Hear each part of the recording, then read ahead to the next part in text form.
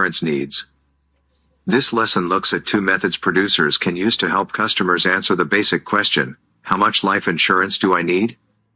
Human life value approach.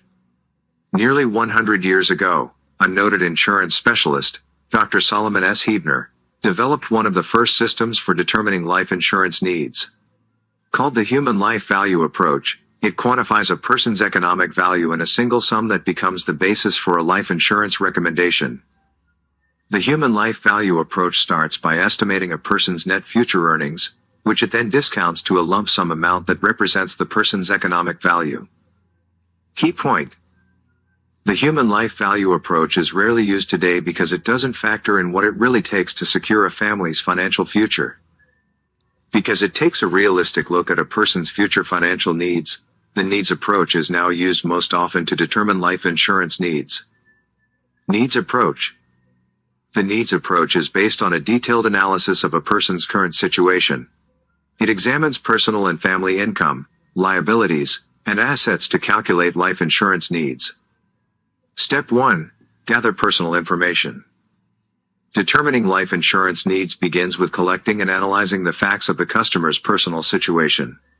Important information includes current income, accumulated assets and liabilities, financial goals and objectives, current and expected expenses, risk profile. Step 2. Determine needs. With personal information gathered, the next step is to analyze it and determine if additional life insurance is needed. If there is a need, the question then becomes how much. The goal of needs-based analysis is to quantify two basic life insurance needs. The lump sum amount needed to cover expenses at death. The ongoing income needed to provide survivors with a secure standard of living. Determining lump sum needs at death. The need for cash at a person's death can be significant. There are immediate expenses that must be addressed at once, including final medical and funeral expenses, estate taxes and other estate settlement costs, debt the insured may have incurred. Besides covering estate settlement costs, people often want to leave money to create an emergency fund too. Pay off a mortgage. Fund a trust to provide dependent care and/or pay for children's education. For pennies on the dollar, life insurance is a logical solution in meeting lump sum cash needs at death. Determining ongoing income needs. In addition to lump sum cash needs, the death of a family wage earner can leave surviving dependents in need of ongoing income to maintain a reasonable standard of living. When assessing a prospective customer's income needs, factors to consider include food, clothing, utilities, transportation, medical expenses, taxes, savings. If there are young children in the home, Social Security survivors' benefit payments may cover some of a family's income needs. Most families would readily agree it's not enough. Liquidating personal assets to provide income is a solution no one wants.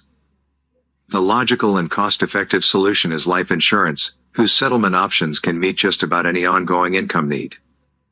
For your review, the human life value approach involves estimating a person's net future earnings, after taxes and living expenses, each year to retirement, and then discounting that sum to a present lump sum value using a reasonable interest rate. The needs approach examines personal and family income, liabilities, and assets to calculate the right amount of life insurance. It is the most common method used today.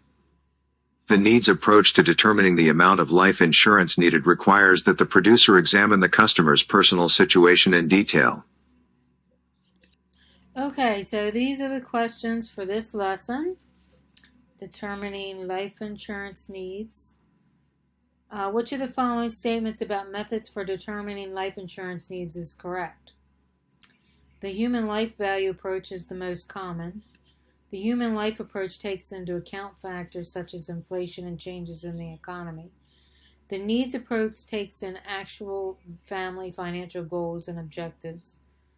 And the needs approach seeks to quantify a person's economic value, which is the basis of an insurance recommendation. Which is correct? Maybe this one. I don't know. I don't pre-do these. I don't know what the right answer is. I'm guessing totally on most of them. One of the first systems developed for determining life insurance needs, which it did by calculating a person's economic value, is called the human life value approach, or it could be the needs approach. So again, if you like this kind of content and you would like it to be live, just comment below. Leave me a comment. If I get enough comments, I'll start doing these things live. And then we can actually all decide what the correct answer is together.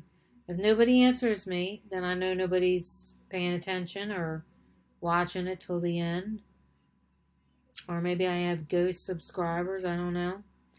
But anyway, if you would do me a favor and like this video and subscribe, that would be so helpful. Which of the following statements regarding the life insurance need analysis is correct? The human life value approach is best suited for how much ongoing income a surviving family needs. Determining the ongoing needs of survivor benefit dependents is a critical part of the needs approach. Most people do not need an insurance need analysis because Social Security benefits will generally provide most of the income. Well, we definitely know that's not correct. Because it includes an estimate of a person's future net incomes, the human life value approach is best suited for determining survivor dependents. I don't think that's correct either. I could be wrong. We'll see. The human value life approach is best suited for calculating how much a surviving family needs. I would say this one.